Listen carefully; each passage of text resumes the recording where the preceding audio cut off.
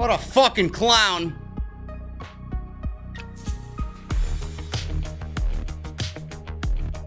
Clip it. Send it to him. He's a fucking clown. AEW tonight. Who needs the ThunderDome? Dynamite doesn't. We had live human beings there tonight. It felt good.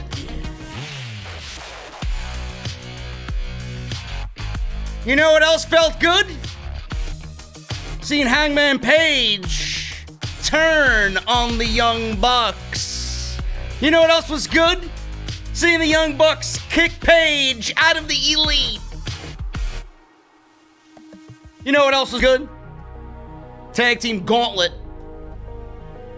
with some of the best tag teams on the planet tonight in AEW. You know what else was good?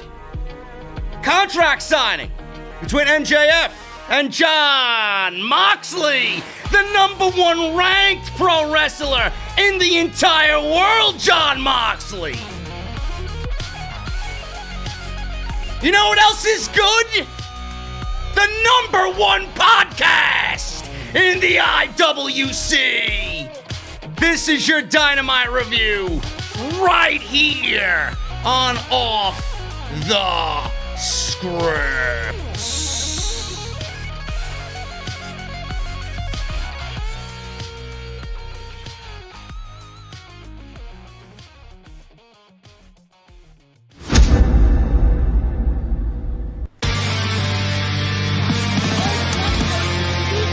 Delete! This is mine.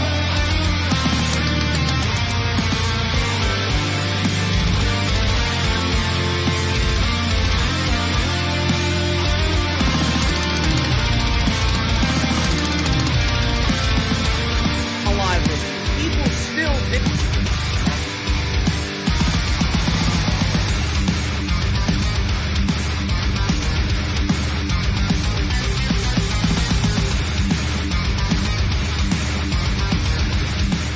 What is going on, guys? Thank you so very much for joining me right here on Off the Script. I am JD from New York, and my co-host, as always, for the AEW festivities, we have Chi-Town Smark, a.k.a. Jesse, in the house. Man, what is going on, and how does it feel on a Wednesday/Thursday where AEW is unopposed, Thursday tonight, to have fans, live human beings in attendance?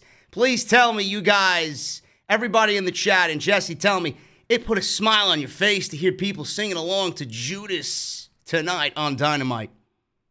Yeah, I got that warm, fuzzy feeling tonight. How's everybody feeling out there in YouTube land? Man, oh man, we got a lot to go over. Listen, I am a critical... I guess I critique pro wrestling on YouTube for a living, and I give it to both sides. I give it to WWE, I give it to AEW when they are good, when they're bad, when they're in between. This show tonight, it wasn't the best Dynamite show. I think we were all blinded by the fact that it was live and that there were at least 500 live human beings plus in that arena tonight. It did feel a little bit chaotic. It did feel that AEW was just all over the map tonight. But I think on the top of what we have going on into All Out, I think the stuff that stood out, the most important stuff that stood out, really hit a home run tonight. And that is the continuation of the tag team title feud right now between the Bucks and Page Omega, FTR. And then that unbelievable contract signing between MJF, who I think at any point he touches anything, he's going to be the next Jericho. It's just going to turn to gold. The contract signing with MJF and Jon Moxley was absolutely fantastic. And we got the chaotic ending with Orange Cassidy and Chris Jericho. I like that little touch. That was a nice little sell for their Mimosa match at All Out. And man, oh man, the Dark Order. Brody Lee even said it tonight himself. in December, we were shitting all over the Dark Order, and now in August, they may be the best stable in all of AEW, and led by him, and he's given them a sense of legitimacy, which I'm happy to see, man.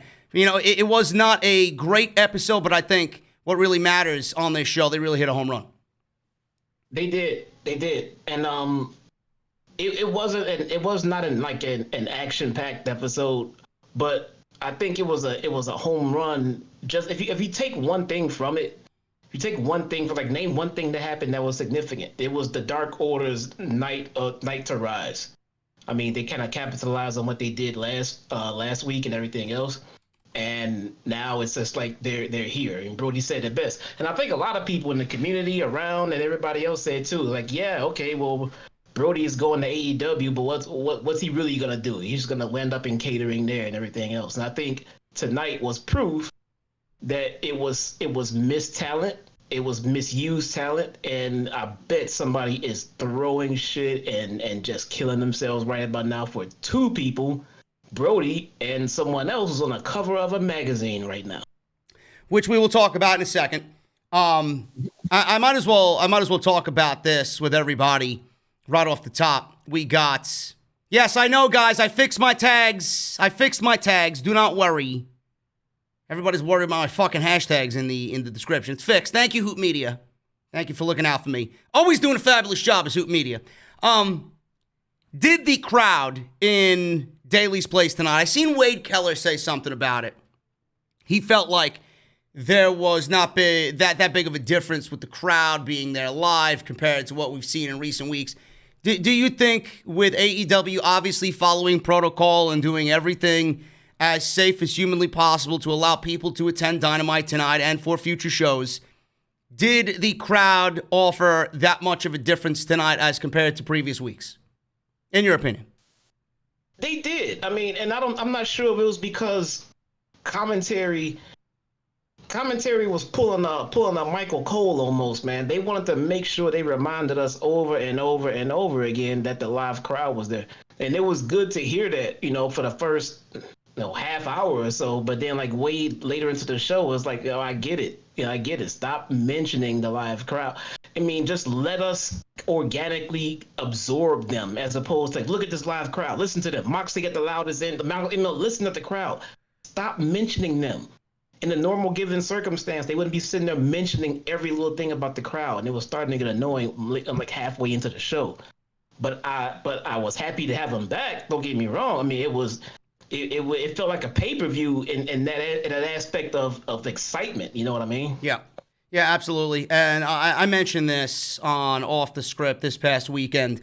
A lot of people are saying, oh, look at the WWE ThunderDome. Oh, it's all this bullshit. It's all hype. It's nothing more than a gimmick to get people to watch the fucking dying product that is Raw and SmackDown. That's all it is, folks. Don't be blinded. AEW did things right. AEW has not had many at all as far as COVID cases. WWE had a pandemic of their fucking own inside the Performance Center thanks to their own negligence. WWE could be sitting right now with live fans, but they just went about it all wrong, and they put so many people at risk, and they put the health of the roster dead last behind Vince McMahon's wants and desires and greediness and ignorance. So we all know this. It's right out there in the news. It is the Blunder Dome, and that's what WWE has invested in. They could be right there with AEW, but I feel at the end of the day that, AEW wanted fans. They could be in a position where, WWE unleashed the Blunder Dome and they wanted to show WWE, hey, you could do your virtual fucking Zoom call. We're going to have live human beings in attendance. But not only that, I honestly think AEW had one thing and one thing only in mind, and that was All Out. They don't want All Out to end up like Double or Nothing, because when we all watched Double or Nothing, it did not feel like Double or Nothing. It didn't feel like a pay-per-view to me because we were like knee-deep in the middle of this pandemic COVID shit. They're going to have close to 1,000 people at All Out. They're going to be raising that to 15%. If everything went well tonight, Tony Khan's going to raise that to 15% on Saturday, September 5th. And we're going to have a loud-ass fucking crowd for All Out. And that's why they did what they did tonight and moving forward. It was not for anything else but to better their own show, because they know more than anybody. WWE can say it, but AEW is showing it. The fans are the lifeblood of a professional wrestling show on TV. It is so much better, and it's absolutely needed, and that's why they did it. Yeah, I agree. And I know you heard about. See, Tony Khan got into this little spat with someone you might have heard of. His name is Ryan Satin. Yep. So I saw the exchange, and yeah, man. Well, I can't see it. Sal Rex was texting me what was going on. I seen a little glimpse of it. Apparently, Tony Khan came out to address the fans before Dynamite, and he told the fans to not curse or use profanities because of TNT's FCC guidelines. And then fucking Satan's going on social media and saying that, well, cable TV doesn't really have anything to do with the FCC guidelines or whatnot, that TNT and cable television can go and do what they want. But who knows what Tony Khan's mentality is? This is a dirt sheet fucking clown going on social media and trying to discuss business with a multi-billionaire. I'm sorry, Mr. Satan. In what world do you think your opinion matters to Tony Khan and the way he runs Dynamite on TNT? If Tony Khan right now is in his mindset of just doing what he's got to do, making TNT happy, why would he go out there and risk anything in the spotlight of COVID where nothing is for certain? There's so much uncertainty. You make one wrong move, it could be detrimental to the brand. It could be detrimental to everybody's career in that company. But he said, in comparison, what's the difference between Tony Khan doing that and then WWE going out there and telling people who to boo and who to cheer? Tony Khan is not directing the fans on who to boo and who to cheer, while WWE literally has a dictatorship on Thunderdome telling people who to boo, who to cheer, to fit their shitty fucking creative narrative that they don't want the fans to actually be a part of, even though they say they want the fans to be a part of it. It's completely different. I don't even know how in his fucking demented mind he thinks that's the same. Yeah, and his, I mean, I don't want to say in his defense, but I think what he meant was, why aren't we, the fans, shitting on AEW in the same light that we did with WWE? But I think what he is forgetting here is that WWE has this humongously long track record of doing just shit like that to just piss off the fans, unnecessary shit just for their own personal reasons. It's one thing to have to do something because you have to do it, but it's another thing just to do it just because it irks you. You know what? This opened up a whole new can of worms. This was going to be the top story on fucking this weekend's Off the Script, episode 341. I want everybody to know in this chat right now the way I feel about this shit, and we might as well talk about it here with Jesse on the podcast. Honestly, Jesse, answer me this question. Do you think, if AEW had a Thunderdome, now I know there are people out there, and you got people from both sides who are just completely in competition with one another. The WWE fans hate the AEW fans, the AEW fans hate the WWE fans, but if you have genuine AEW fans and they had access to a Thunderdome with X amount of people and they were on the screen virtually there, this virtual experience on Dynamite, do you think that you'd see fucking KKK rallies and beheadings and fucking Chris Benoit shit in the Thunderdome? Probably, but not to the extent that WWE has already experienced it, and you know that there's more to come. There's going to be worse shit to come. Somebody joked in my Twitch stream today while I was playing PGA Tour 2K21 that they won't be surprised if Paige's sex tape was in one of the fucking Thunderdome screens. So, the fans for AEW, I don't really see AEW fans, if they had access to a Thunderdome, doing what the WWE fans are doing in the Thunderdome right now. Do you agree with that or disagree with that? Yeah, I mean, look, wrestling fans are assholes. So yeah, they'd still be doing it if it was AEW in there. But I'm talking about the AEW fans. Yeah, I mean, exactly. It wouldn't be AEW fans. They'd be WWE fans doing it. I mean, they wouldn't be. The thing I don't think that WWE realizes all of this stuff is happening just from overly frustrated long-term fans. Yes, absolutely. That's where exactly where I was going with this. You think people? Yeah. This is the fucking point that I'm trying to make. If WWE actually gave a shit about their fan base and gave us the product that we all rightfully deserve, do you think that shit would be happening in the Thunderdome? Absolutely fucking not. Now, one bit of that would be happening. Maybe some of it, but not to the extent that we've seen already in the first 3 weeks. No way. Yeah, no, there's no way. This is all a result of. This is a result of the thing that they keep telling us it's fine. They're creative. It's not fine, but the fans are reacting this way, and they don't know why. They have to put statements out and talk to sponsors and do that. But all they gotta do is just act like they care about what the fans want, and the fans would stop doing things. So, at the end of the day, I did not understand his argument. I honestly think that this clown was trying to pick a fight with Tony Khan for absolutely no reason. Maybe he's still on WWE's payroll. I have no idea. It seemed like an absolute just waste of time on his behalf. Some people in the comments already, as soon as he sent those replies to Tony Khan, he was like, some people were like, just take the L already, that he was bodied. He's an idiot, and I don't understand why. And Sal Rex is texting me, Khan got a Bella Danger in his DMs. That's the porn star. That's the porn star that apparently he stalked at a Whole Foods with his wife. Fucking idiot. Anyway, that's the point that we're trying to make here. It doesn't really line up to be a credible argument on his behalf. It's just so juvenile. It's like, these people will complain about, oh, there's no war. Why don't we just enjoy each other, each other's opinions and enjoy NXT and AEW. It's wrestling on Wednesday nights. And then you got someone like this fucking idiot going out there and blatantly just throwing himself in the line of fire, starting a war for no reason. I don't understand it.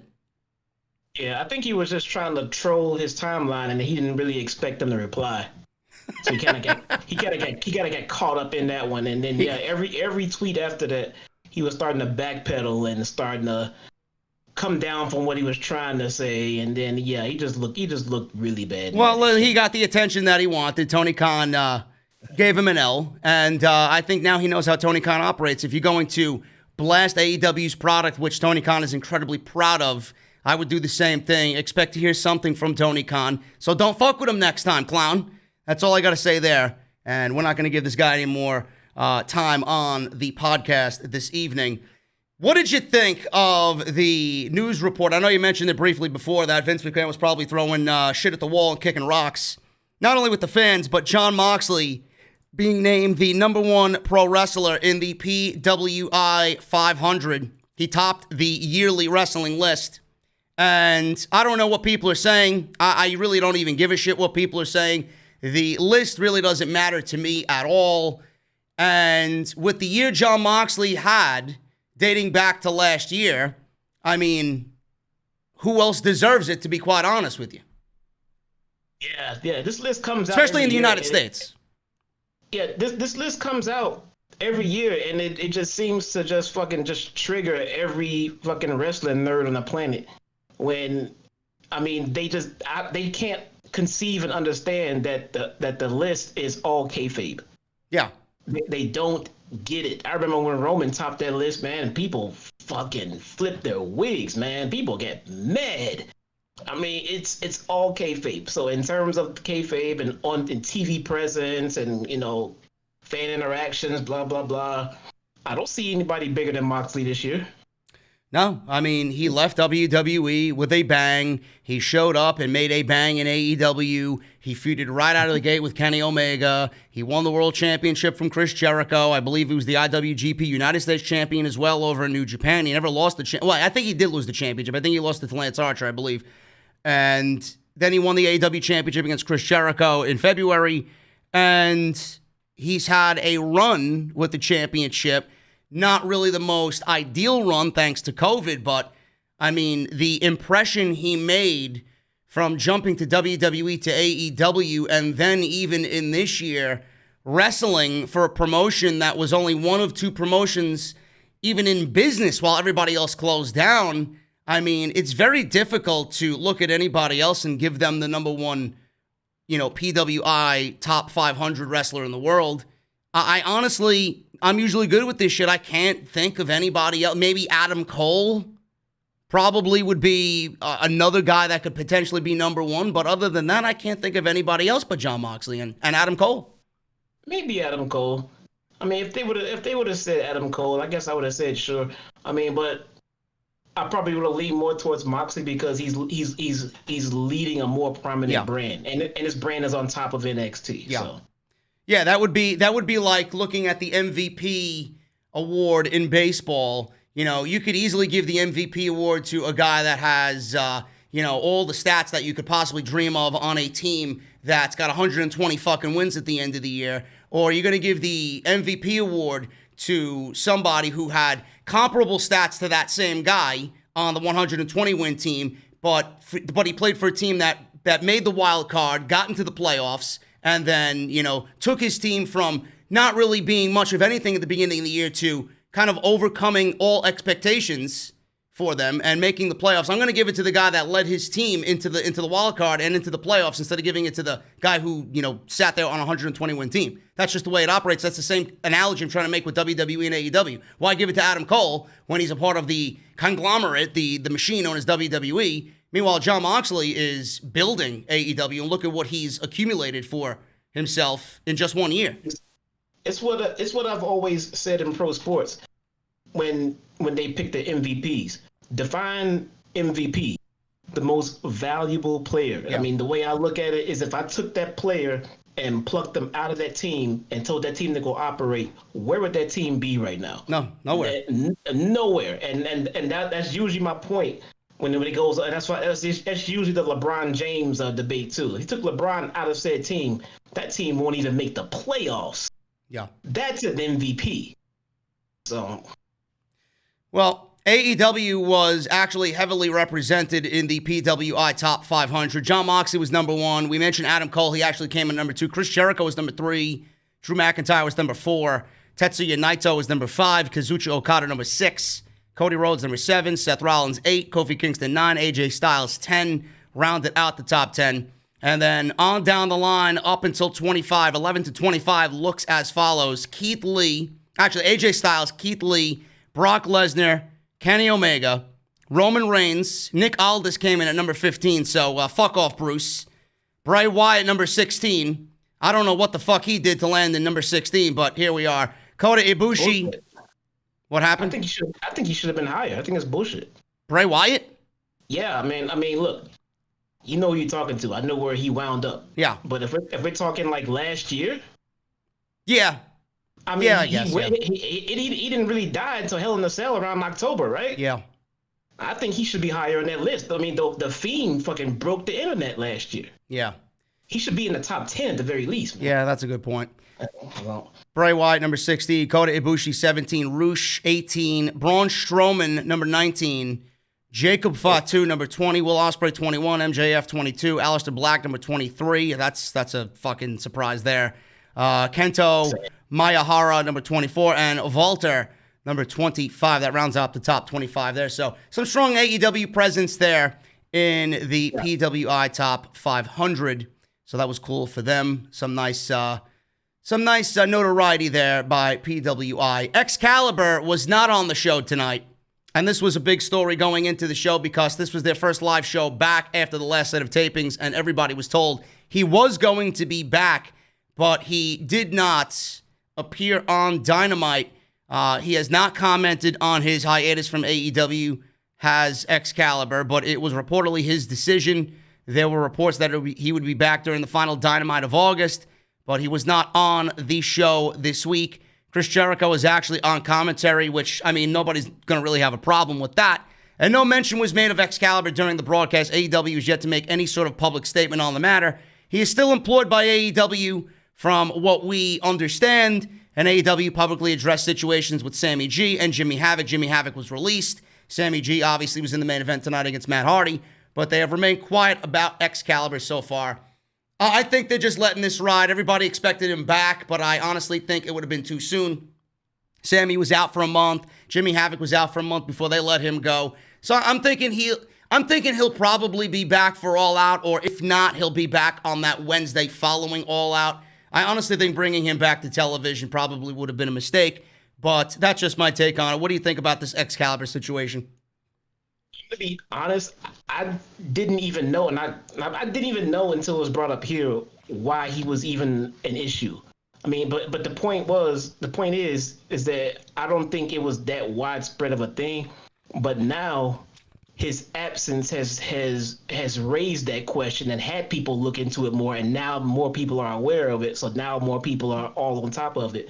But I don't think it was that huge. It was mentioned, but it wasn't like a get this guy off TV right away type deal. And now that they took him off TV, didn't address it, didn't bring him back.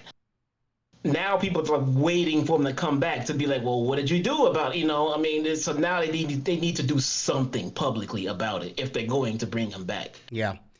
Hopefully he's back. I honestly think he got a bad rap for absolutely no reason. It was a pro wrestling storyline. I do not look at Excalibur in that light. I don't think he is the way that the cancel culture on social media has portrayed him. But here we are, and I hope he does come back. I think he does add a lot, and he actually has become the voice of AEW, along with Jim Ross and Tony Schiavone, and there is a definite missing piece there when he's not there. But I'm not going to complain when Jericho's there. I think Taz has done a very admirable job as well. He's always great. But Excalibur really has shined in the last couple of weeks leading up to his unfortunate departure for now. So hopefully he'll be back sooner rather than later. Now, I know we didn't do an AEW review on Saturday because we had TakeOver. And I was contemplating doing a TakeOver and AEW review. I didn't do it. I wasn't going to do a dual review like these other people in the community did. I wanted to concentrate on one. And I don't think my NXT WWE audience would have appreciated me doing an AEW podcast as well. I don't want to mix and mash both audiences because just like social media, you guys love one and then you don't like the other. And if I talk about one on the other show, it's not a good situation. So I opted not to. It's ridiculous. It's ridiculous. They fucking fans off. They get mad. It's ridiculous. I got the cursor on Jesse again. I'm sorry. People are fucking weird, man. It's ridiculous. So I stay away from it. And I opted to not do anything. I even thought about maybe doing something on Sunday morning. I'm like, I'm wrestled out at this point. I just want to watch SummerSlam and get this fucking weekend over with. I was even thinking about doing something on Monday, but even at that point, after doing almost a 3-hour live stream for SummerSlam, I'm like, I'm taking the fucking day off. And whoever wants to complain, oh, where's Dynamite? We want to hear your opinion on Cody and Brody Lee. Just wait till Thursday. We're going to talk about it. It's not like we were going to just let it go by. So I want to mention that here because that was the biggest thing that happened on last week's show. The attack on Cody and the surprise. How about we do this? Can you pull up a quick results list of last week's show and let's just run through the results? Yeah, let me see if I can do that. Let's see. What was last week's date? It was the 19th, I think. Let me see. AEW Dynamite. Shit, Saturday? Yeah. Saturday. It was the 22nd. 22nd. Okay, yeah. 22nd. 20 results. Let's see. We'll go over. Let's see. AllEliteWrestling.com. Okay. My DMs are full of complaints about not doing the show last week. Yeah, I know. It's fucking ridiculous. We got. Here we go. We got the FTR boys with Tully in a match against Private Party. I even texted Jesse when I watched this on Sunday morning. This was the best Private Party match that we've seen. Yeah, that was the best Private Party tag team match I've seen. They're in the ring with guys like that. There's no way they're not going to go in there and just tear it down. Awesome match, and I love what came out of that. Obviously, FTR wins, and it's just great tag team wrestling. It was just a fun fucking match. It really was. You know what I see out of FTR right now? I see happiness, man, fun. You could see them in the ring when they were in WWE, and you could just see them just wishing they were on the other side of the fence. And now they're here, and it seems like they're just so happy right now. Yep, absolutely. Moxley cut a promo on MJF. That was obviously what led to this contract signing tonight. MJF was with Wardlow and the rest of his team at the campaign headquarters. He was wearing a neck brace, which we seen because of the paradigm shift the week before. We had the Lucha Brothers, the Butcher and the Blade versus Jurassic Express, and the Natural Nightmares, I'm sorry. So it was the Jurassic Express boys and the Natural Nightmares. That is where we seen Eddie Kingston come at the end of the match and give that wink of an eye when Butcher Blade and the Lucha Brothers were all kind of shoving each other and, just arguing with each other. We had Mr. Eddie Kingston come and kind of calm everybody down with that wink of an eye. What do you think that wink of an eye means with Kingston, Jesse? Yeah, I don't know. And at first I saw them form the group. At first I was like, I don't want to see Butcher and the Blade and just another faction like that as a couple of henchmen. First off, I think Butcher and Blade are on their way to being prominent in the tag division. But putting them in a faction like this kind of devalues them. But that little wink on the side kind of leads me to believe that he has his own agenda and they're not really forming a new faction. So yeah, I think he's in business for himself. Myself. Yeah. Then we had the Mimosa match come into play at All Out. That was the announcement there. I think it's great. It just gives Chris Jericho another outlet to be creative, and people are going to be talking about it, and that's what Jericho is all about, getting people talking about him any chance he can get, so that's going to be great. We had the Elite versus the Dark Order. It was Alex Reynolds and John Silver with Alan Angels, so that was that, and the Elite win there. Not much to that at all. And then we got Darby Allin versus Will Hobbs. He was one thing that stood out to me about this show. I know you watch Dark. I know you've seen Will Hobbs on Dark. He is a huge individual, and this was not really a squash match for Darby Allin. It was actually the other way around for most of the match until Darby came back and made the babyface comeback. But it looks like AEW has some plans for big man Will Hobbs. It was booked right. I mean, the right person won, but it wasn't just a TV guy squashing a jobber. I mean, they booked it right outcome, and yeah, I think Hobbs might have somewhere to go in here. Yep. We had Darby obviously winning that match. Ricky Starks came out at the end and dressed as Darby Allin. Cut a really fun promo there on Darby Allin. We had Thunder Rosa making her appearance on Dynamite. I was very excited about this. I love Thunder Rosa. I think she's great. She's a very good pro wrestler. Very much looking forward to watching her and Sheeta at All Out. What'd you think of this one-off signing here by AEW? Could it lead to more for Thunder Rosa? One off my ass, dude. I know. It should not be one off. Absolutely. Yeah. The chatter and the mumblings about Thunder Rosa coming in, man, have been pretty big. She's wanted and needed here. Absolutely. So I think and she's one of those wrestlers where she needs a good foundation around her, so she can help elevate others. And I think they got it. And they just got to bring her in. They got to get her, man. If they get her full time, also they got her. You've got Diamante, but you have Ivelisse. I think that's the trio right there. That's the golden trio, and that's what they can build around. Yeah. And Sheeta. Sheeta is not bad. Sheeta's not bad. No.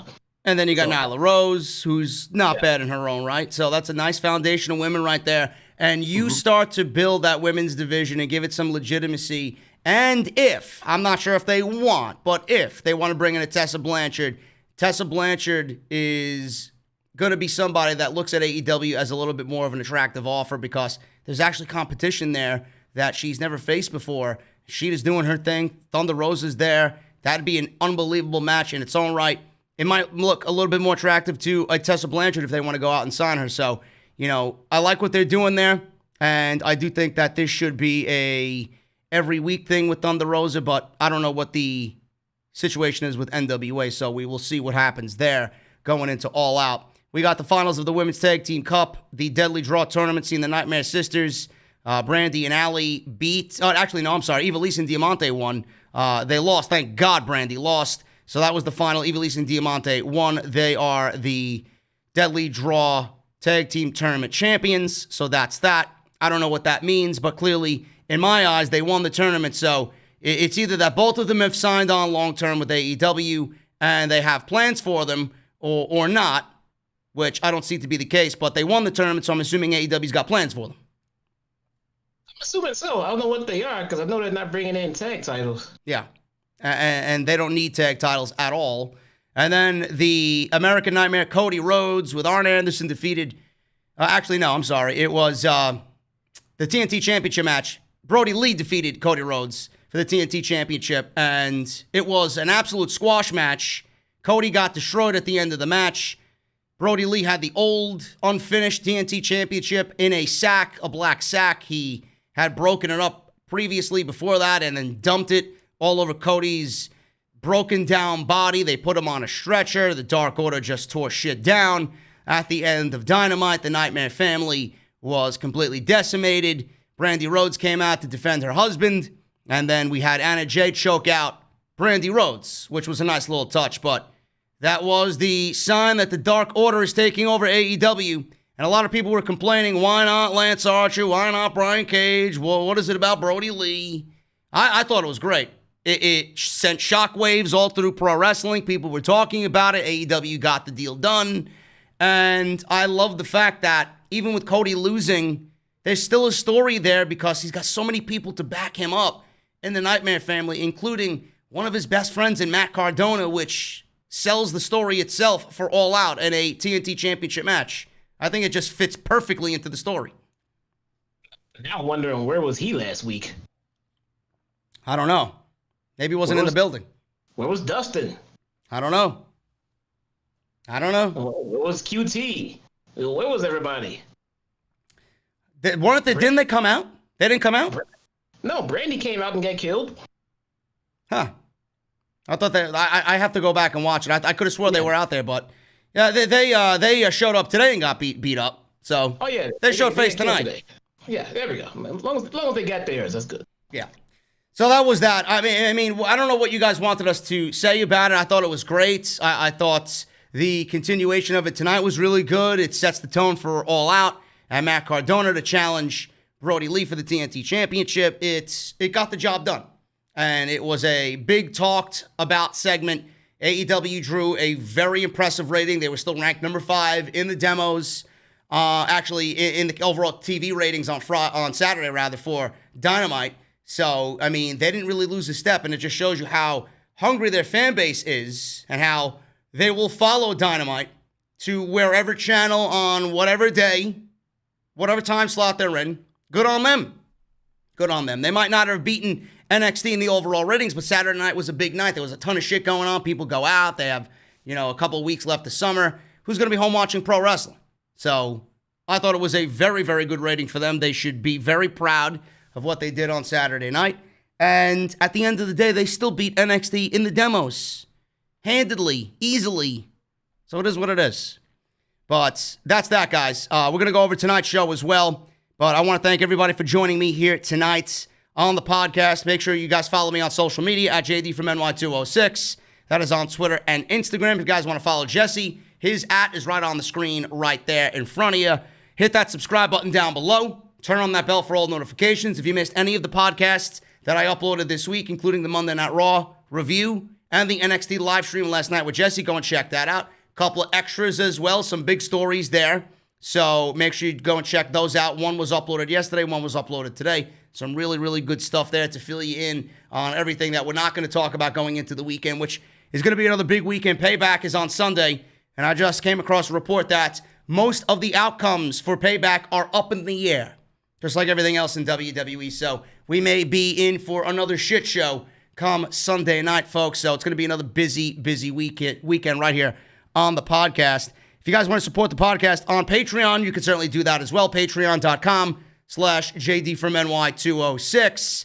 And today's show is brought to you by Audible. audibletrial.com/offthescript. Make sure you guys go and get your audiobook. 30 days free of their service and 1 free audiobook of your choice. Easy to sign up. It's absolutely free. You do nothing, and you get 1 free audiobook on the house. So make sure you guys go and support audibletrial.com/offthescript. Let's get into the show here. Show opened up with a gauntlet match between the Young Bucks and QT Marshall with Dustin Rhodes. This was the number 3 and number 4 teams in the tag team division. And the Young Bucks win here.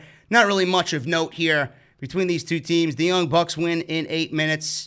The story here was in the next contest, which was the Young Bucks versus the best friends, Trent and Chuck Taylor.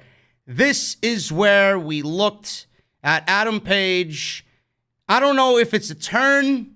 I don't know what's going through his head right now because he seemed a little bit remorseful, but he stopped the Young Bucks from winning this match and going on to wrestle FTR in the last match of this gauntlet match.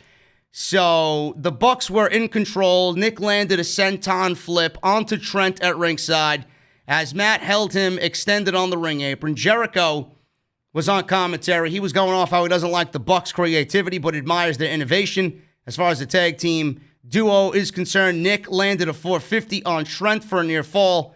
Trent had Matt lifted for a Meltzer driver. And then all of a sudden, Adam Hangman Page grabbed Nick's leg as Trent rolled through with a roll-up for the win. Ross and Shivani were confused as fuck here, wondering what Page was doing. Jericho made a joke saying that Hangman was probably drunk. He said he caused his so-called fan base to lose. The Bucks then were looking at Page, and it felt like they were looking at someone who just betrayed their trust.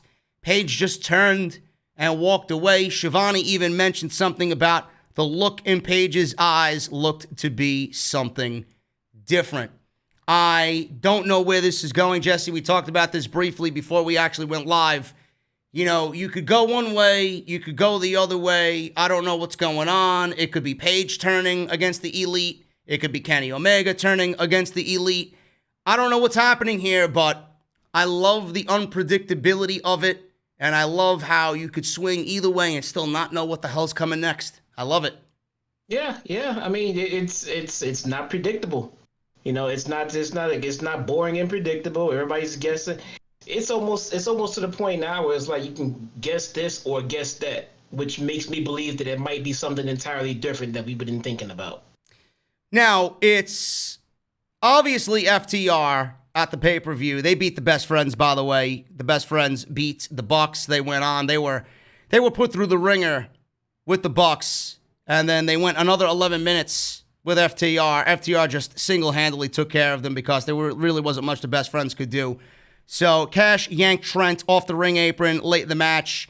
He appeared to tag in for Chuck T to come on. FTR continued to tag in and out against Taylor, and then Taylor eventually tapped out to a submission hold, and that was pretty much it. FTR goes on to the pay-per-view to wrestle Page and Omega. One has to think that they will become the new tag team champions, but the thing is, how?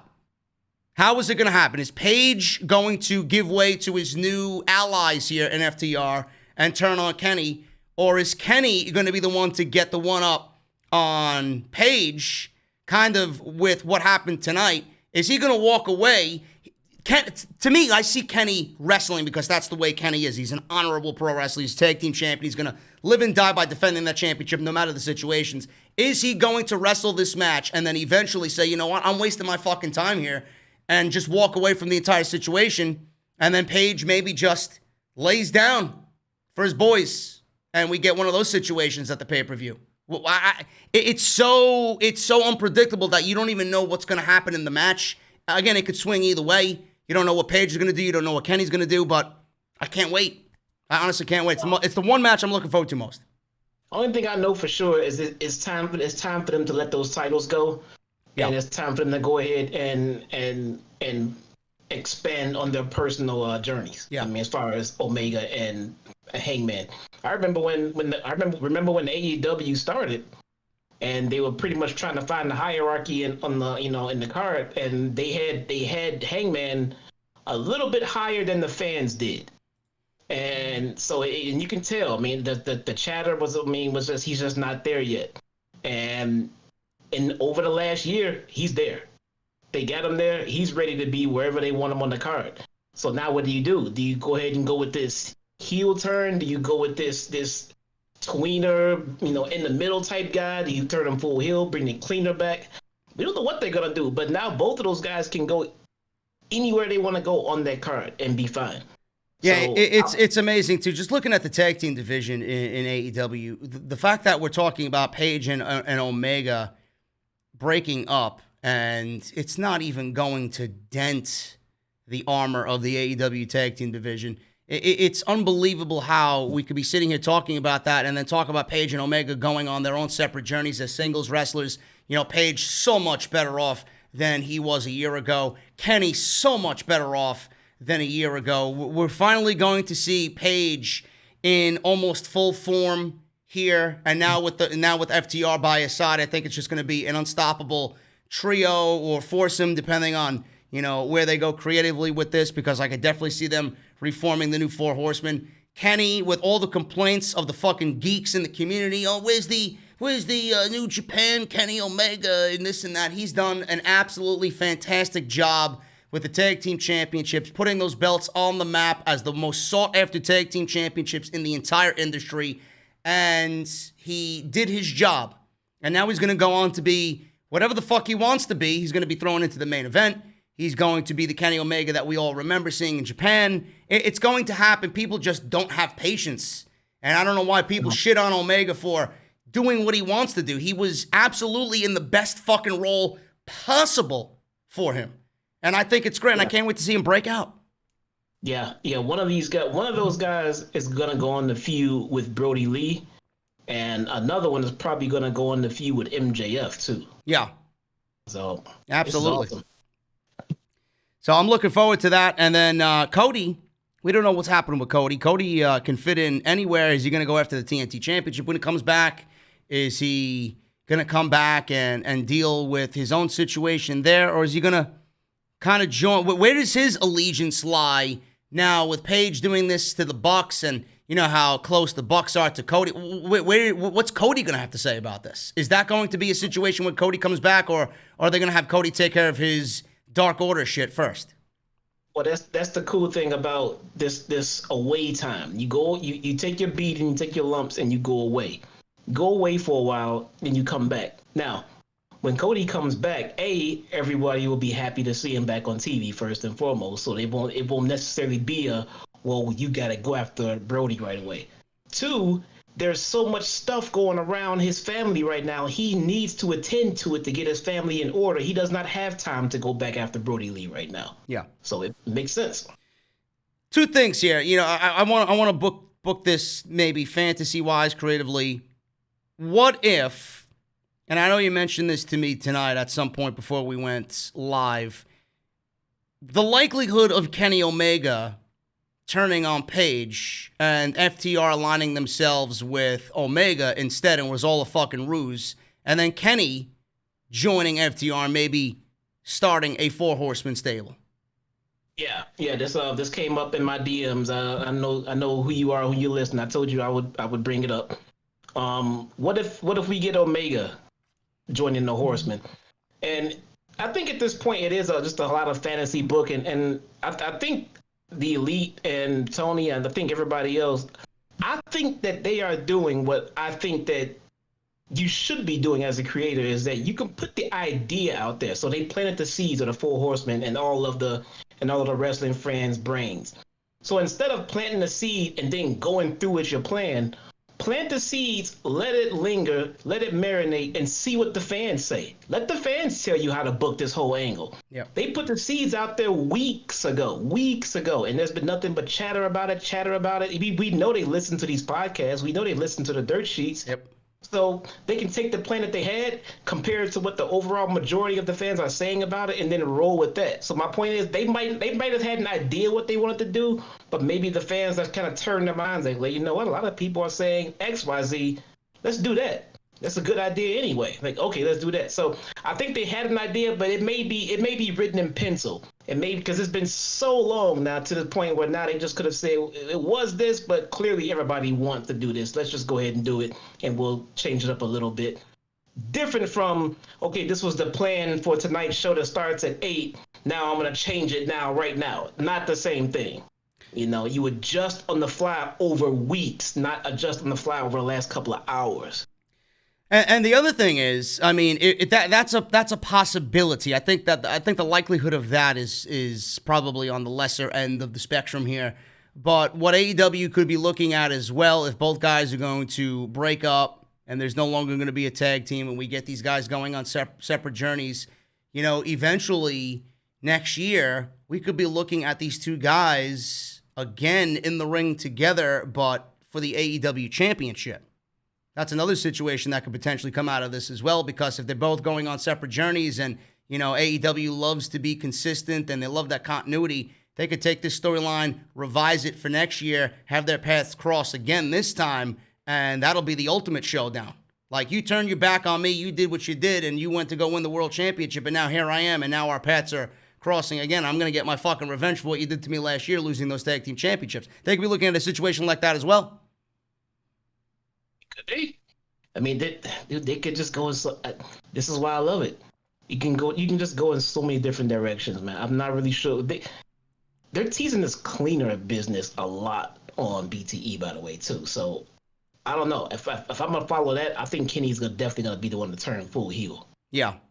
And listen, if that's the situation and Hangman stays a babyface or a tweener or whatever the fuck he ends up being, we had, when AEW first was hitting the scene, there was a tease about a possible Hangman versus MJF World Championship match. We could legitimately be going back to that in one full year, from where the beginning was. Obviously, Jericho won the championship first. We could have been looking at Paige winning the title first for the AEW Championship, becoming the first ever AEW champion. And then MJF was always there, kind of claiming that he was going to be, the next big thing in AEW. We could be looking at a situation towards the end of this year, early next year, where we're looking at that same match happen 1 year later. That's also a great storyline that AEW could pick up and just kind of tell as well, It is. There's so many different variables here. This is why we love AEW, and it's fun to talk about. And I know that AEW is already thinking about these things because they've shown that they care about consistency and continuity. And, it's not out of the realm of possibility to be talking about all of these variables, because one of these situations is going to happen. It's a possibility that none of these situations happen, and AEW is thinking something completely different. But at the end of the day, they're keeping you on your toes, they're keeping you watching, they're keeping you invested. So this is why we love watching on Wednesday nights. Lance Archer, another reason why we love watching on Wednesday nights. Lance Archer and his entrance is something Jesse absolutely adores, but he didn't beat up anybody in the entrance tonight. He punched some schmuck in the front row, but he didn't kill anybody tonight. I don't know, where's the outrage, man? I thought I was just as mad as them changing Keith Lee's entrance music. I don't know, but Sean Maluda, a WWE Cruiserweight Classic competitor in the match against Lance Archer. Once a loser, always a loser. Isn't he related to the Anoa'i family? I think he is. I want to say he is, but I'm not sure about that. I thought he was. Well, he must be the outcast of the Anoa'i family. He got absolutely decimated tonight by Lance Archer. Lance Archer just toyed with this guy and treated him like a loser. Archer finished Maluda with a blackout and then rammed his head into the mat a few times. Jericho mentioned that he was 12-1, and the only loss that Lance Archer has had was against Cody Rhodes. So Jake Roberts stood in the ring with Archer, talked about the Casino Battle Royale happening at All Out. Jake talked about how Archer chews up opponents and spits them out, and he loves watching it. He was interrupted by Brian Cage, Ricky Starks, and Taz. So I was looking forward to this as soon as Taz came out, and Brian Cage was wielding that FTW World Championship. Jesse, a championship that Jericho said is absolutely irrelevant and unimportant, and I could not agree more with his sentiment on that title. Not only was it already irrelevant and unimportant, Jericho labeled it as such, and then they bring it out on TV, and it has no importance. It has no meaning. They don't stress it. They don't fight over it. Nobody cares about it. Just get rid of it. Yeah, it looks ridiculous. Brian Cage looks ridiculous holding that championship up. He didn't do anything for a championship, so he should not be holding a championship up for any reason. Jake called them Fred, Barney, and Wilma of the Flintstones. You got to love Jake Roberts. Taz said he and Jake have never crossed paths. He said a member of Team Taz are going to win the Battle Royal. So they entered the ring with his two men, and he said he was trying to be a gentleman and keep things calm. He said his men are going to win at All Out, and then Darby Allin's music hit. He skateboarded to the ring through the side entranceway, and he ran into the ring and drop-kicked Starks. He then leapt over the top rope and brawled with him on the entrance ramp as they brawled to the back. And then Cage and Archer continued to argue in the ring. We could have a monster showdown here in the Battle Royal. I'm looking forward to that. Lance Archer and Brian Cage in the ring together. They could legitimately own that Battle Royal. And by the looks of it, they are building the Battle Royal up between these two guys. They could absolutely own that Battle Royal and throw out 19 other schmucks and be the last two guys standing. And then at the end, which monster prevails? Honestly. Heel versus heel. It doesn't sound very interesting to me, man. No. Not really, to be honest with you. I mean, if they eliminate everybody else and the two of them are standing face to face, I mean, do you get a bunch of boos or a bunch of cheers, or what are you looking at here? I mean, Look, it doesn't have to be straight always face heel, but you need some kind of dynamic. I can't see one of those two guys even leaning towards tweener. They're both full, absolute dominant heel. I could see Lance Archer being a tweener. I watch Lance Archer. I don't know who doesn't enjoy his act. Like, he's a dick, but I think people would find him to do something like that and find it to be fucking cool. He's a badass. Like, he's a monster. He just get the fuck out of my way. Disposing of these guys left and right. I think people would actually end up looking at him and think he's cool. That's just me. If killing stagehands in the back before your match don't make you heel, geez, what does? Can we throw Bruce in front of Lance Archer? Oh my God, man! I'd love to see that. Yeah, please. That'd be great. That'd be great for me. Be great for you guys in the chat. It'd be great for fucking Raw and SmackDown. I love it. But Bruce loves you. Yeah. And Britt loves you. Oh. I'm glad we get. Look, move on so we can get to the fucking Britt Baker segment. Come on, let's go. Thunder Rosa and Hikaru Shida, they had a video package here. They aired a soundbite of Billy Corgan, and he was listed as the president of the NWA. He said, all champions should be fighting champions, so he leaped at the opportunity to have their champion face AEW's champion at All Out. They showed a contract signing. They both signed the contract, and then Thunder Rosa went to go and touch the championship, and Shida took offense to that. And then Rosa got in her face and put her fist right up on Shida's jaw. I'm looking forward to this, man. The two matches I'm looking forward to, FTR versus the Elite and Shida versus Rosa. This is going to be fucking awesome, and I can't wait for it. I don't think Rosa wins, but this match could really transcend the women's division. This is going to be the foundation of what every match in AEW, as far as women's wrestling goes, needs to be. This is a very important match for AEW and their women's championship. It really is. It's not about the winner. It's really not about the winner. Absolutely not. These two need to put on literally the best women's match in AEW history. Yeah. So that's their job. That's their only job. That's why Thunder Rosa is being paid to come on over here and put on a show. And to anybody out there who does not know who she is, take some time to just go on YouTube and look up some of her matches. I refreshed my memory. I went back and looked at some the other day while this guy was fucking playing golf on fucking Twitch. And I'm looking at Thunder Rosa with Taya Valkyrie, dude. I'm looking at amazing fucking matches. Go look them up. They're great. You know, the funny thing is, I've been following Thunder Rosa for a couple of years now, and, never mind her wrestling ability. I don't know how far you went into her past, but I remember her talking about the fact that WWE, they reached out to her, and she thought that it was for a talent contract to come on into NXT. And WWE, I think, either wanted her to be a referee or wanted her to be a ring announcer, and they didn't want her as a pro wrestler. And I'm looking at the article, and I'm looking at what she said here, and I'm like, you have to be fucking kidding me. How stupid can you be? Now, I don't know if that's WWE just being negligent and not knowing what they had in Thunder Rosa, or if they didn't know about her and they just wanted to sign her just to take her off the indies. I don't know what it was, but imagine being Triple H or people in NXT management wanting Thunder Rosa, not for her wrestling ability, but to be a fucking referee or a ring announcer. That's awful. And she said, no, of course not. I don't want to go there. I want to fucking wrestle. And she's got MMA background as well. She actually performed in an MMA match before the pandemic hit. She's very talented. They probably saw her background and saw what she can do and knew that putting her in a top echelon of the women in WWE would mean the fans would want her to go over people like Charlotte. Yep. I don't know. Thunder Rosa says someone in the chat worked Stardom, hence she knows some Japanese. So look, dude. Say what you want about Riho, but that little woman can take a beating. Mm-hmm. And so can Thunder Rosa, and they just might stiff the crap out of each other, man. I don't know. Listen, like we said, this match is not about the championship. I think this is pretty one-sided.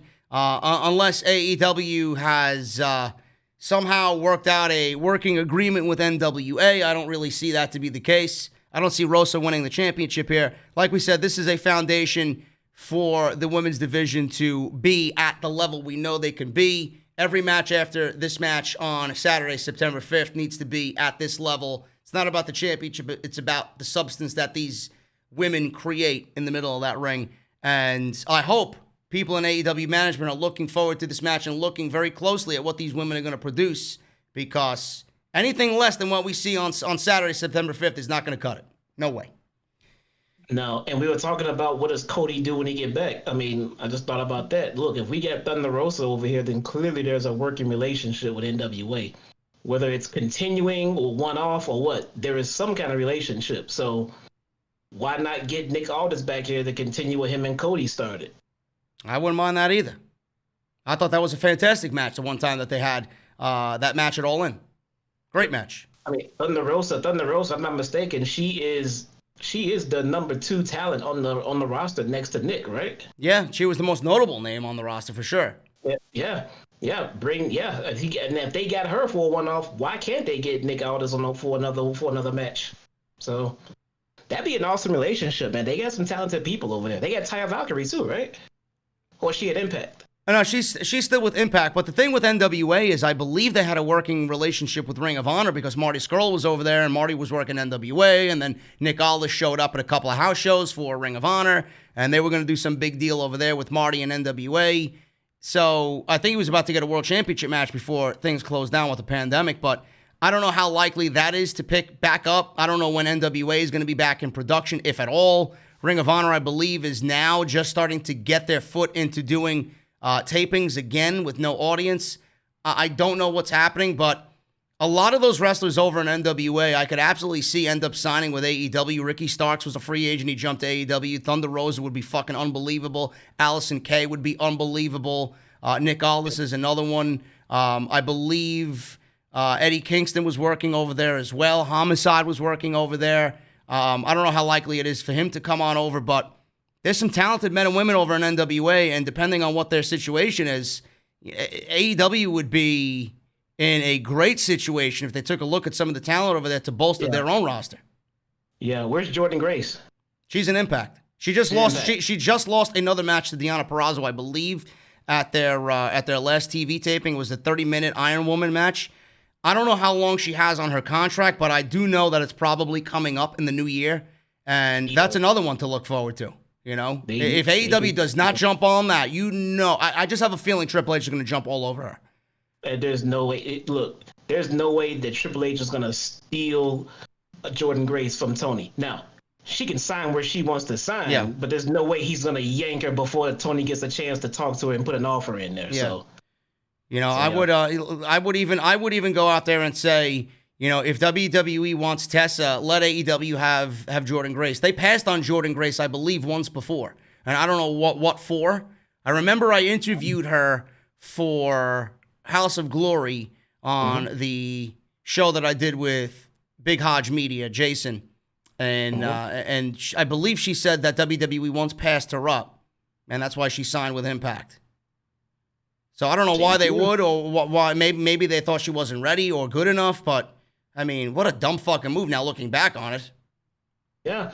If you really think about it, WWE has not really signed any high-profile women in quite some time. I mean, I don't know if that's like a terrible thing. I mean, they do have a phenomenal core of women they need to be pushing, and they are not. So to bring in more talent would just sound ridiculous. Yeah. So you know who else is coming over from Impact as well? The North.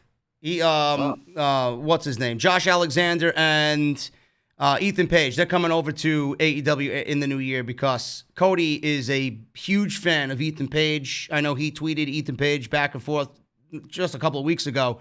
I think their contract is up in January, and I believe FTR wants a match with the North, and Scott D'Amore or somebody in Impact Management reached out to AEW. Yeah, let's do the match. Let's do the match.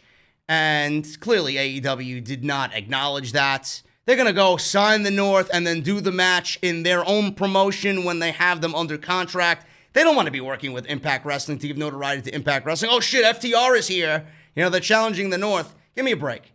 So Impact may be losing a couple of top stars within the new year. No question. Hey, do me a favor while I look into this. Go ahead and read Larry Noble's super chat. Larry Noble with a $9.99 super chat. Jordan Grace was seen in the audience tonight. Really? I didn't see that. Let me see if anybody's chatting about that. Huh. That's interesting. Let's see. Anybody? Well, yeah, the North. The North is fucking great. I love those guys. The makeup of that tag team is just fucking great. You know what else I want to see along with the? I mean, look, the tag division is so stacked right now, but I want to see the Briscoes come over from ROH, man. Yeah, I know you've been saying that. I've been a huge fan of the Briscoes. They would fit right. I want to the Briscoes and then the Lucha Bros. I mean, you've seen it. I can't wait. I hope they get the Lucha Bros. The Briscoes, bro. We can sit here and talk about all this talent coming into AEW. I think if they sign too much talent, it's a bad thing. They're gonna have to start weeding out the fucking people that they don't need on their television show, like Sonny Kiss and fucking Joey Janela and this other bum that they had on the show tonight, which we'll talk about in a little bit. But if you're going to go bring in a Jordan Grace and a Nick Aldis and an Allison Kay and a Thunder Rosa and the North, and then maybe, Sami Callihan when his Impact contract is done, because he deserves a bigger stage, no question. He's so fucking good. You got to start weeding out the talent that really ain't going anywhere. You can't have all these people employed under the same umbrella. So they need to watch out that signing too much may be a bad thing. You want to have a nice, solid core that you could really build, 2 television shows around, because there still is talk about another AEW show on TNT, and then, quarterly pay-per-views. You don't want to do too much with the roster. They don't have a lot of platforms to showcase all these people. No, that's why we're getting these 8-man tags. I can't fucking stand it. Yeah. So that may be something to think about. So we'll see. Anyway, like we said, that women's match is going to be more for the foundation of women's wrestling and less for the championship. Either way, it's going to be a great match. Another match we're both looking forward to is MJF. He had a contract signing with Jon Moxley, and I loved this. I thought this was great. So MJF made his way to the ring. They showed a Mox 2020 sign, and Jericho lashed out at the sign, saying that signs like that are the worst part of having fans back. So, of course, Jericho would make mention of that. Moxley came out. The announcers noted that Mox was listed number 1 in the PWI 500, just to throw some more salt in the wound there to WWE, because he was Dean Ambrose. Imagine going from Dean Ambrose to Jon Moxley and then being booked like shit creatively to the number 1 pro wrestler in the entire world. Kayfabe or not, it's still a cool accomplishment for him to look back on in 2020. Jericho complained it should be him, and then added that it's a great accomplishment. But he was in the top 10 himself, so not too bad for Mr. Jericho. MJF's attorney said that they were there to finalize the contract that bans the paradigm shift from the all-out title match. MJF immediately signed it. Mox said the contract was faxed, or actually MJF said the contract was faxed to Mox earlier in the afternoon, so he had all day to read it. MJF said, unlike him, he is not an animal, and he can separate business from emotions. He asked him to practice social distancing, kind of like your hairline, John. Mox laughed and said, don't worry, you'll get there one day. You just have to hit puberty first. Awesome line. He told Mox he is as sharp as a marble. So MJF with the witty, quick comeback as always.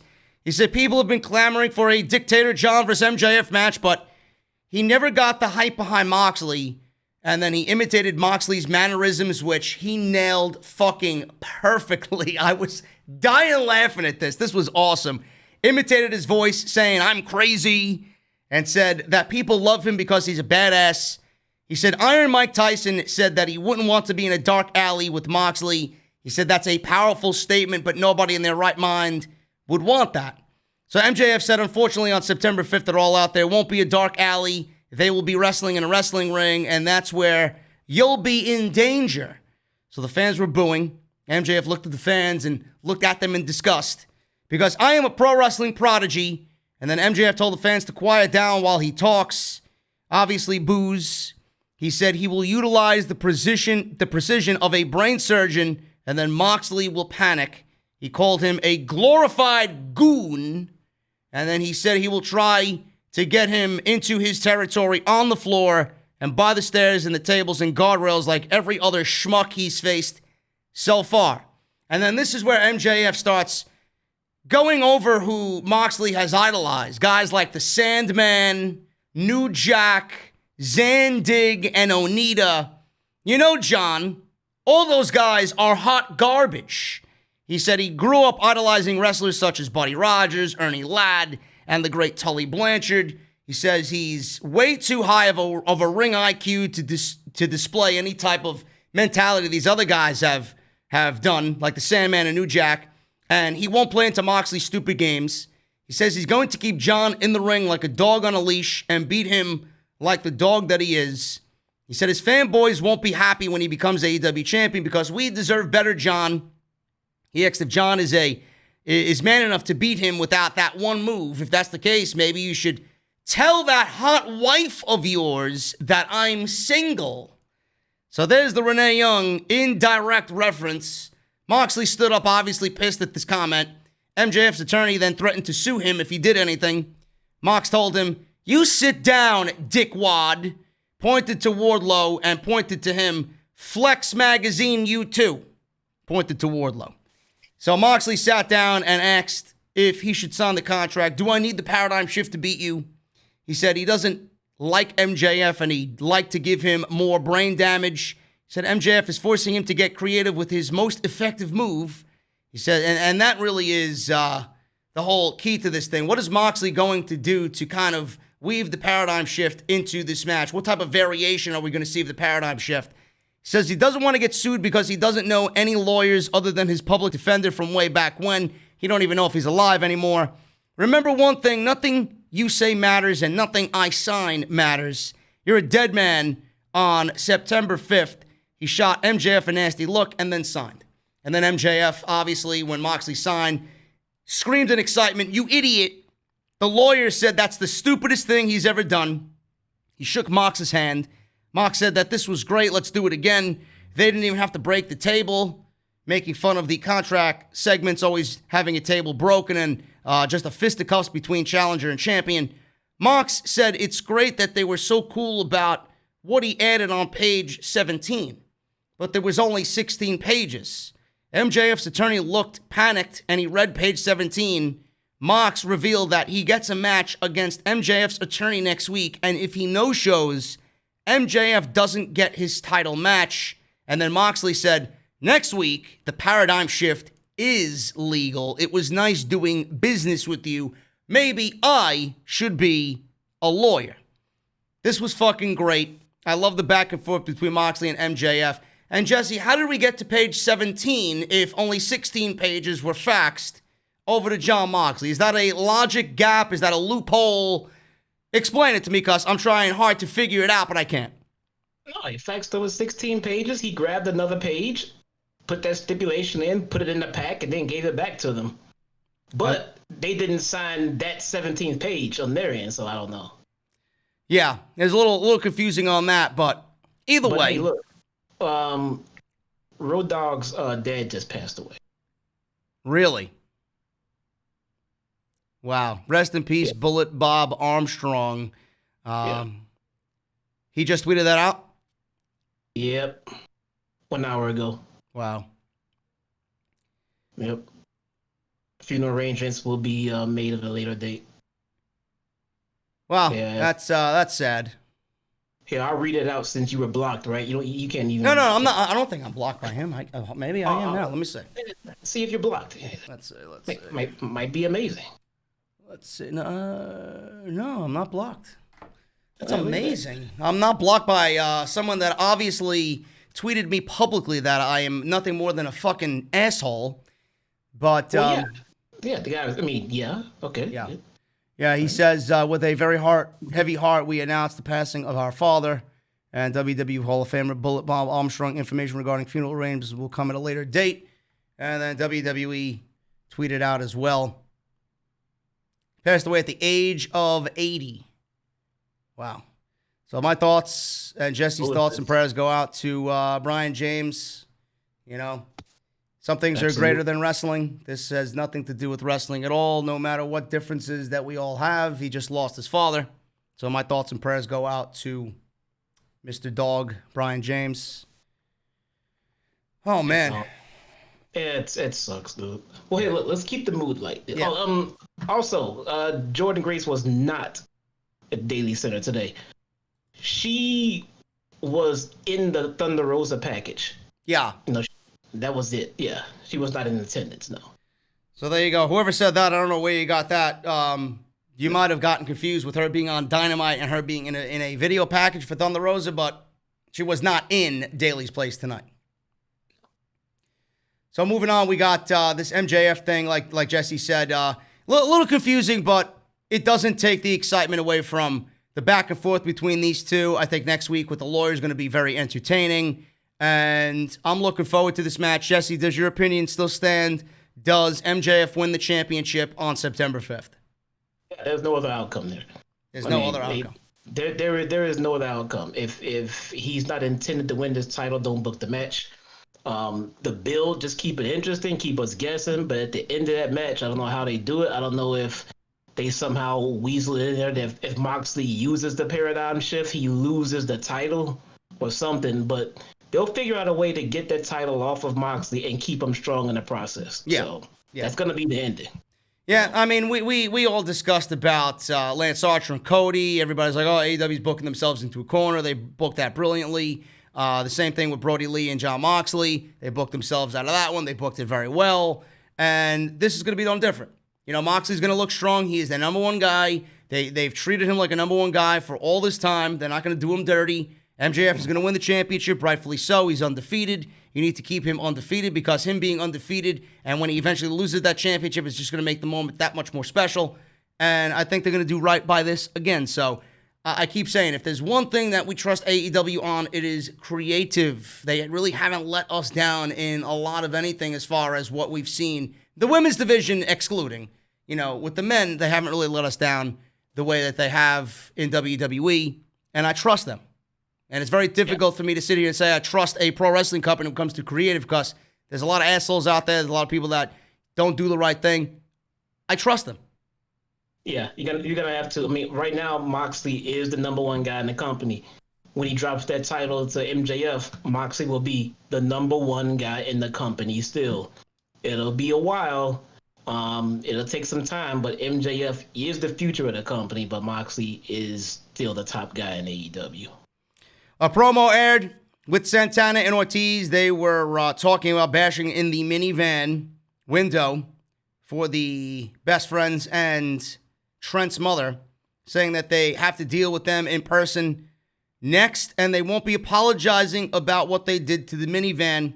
Santana said they'd apologize to their mom, or actually, Santana said they'd apologize. Their mom wasn't in the van when they wrecked it.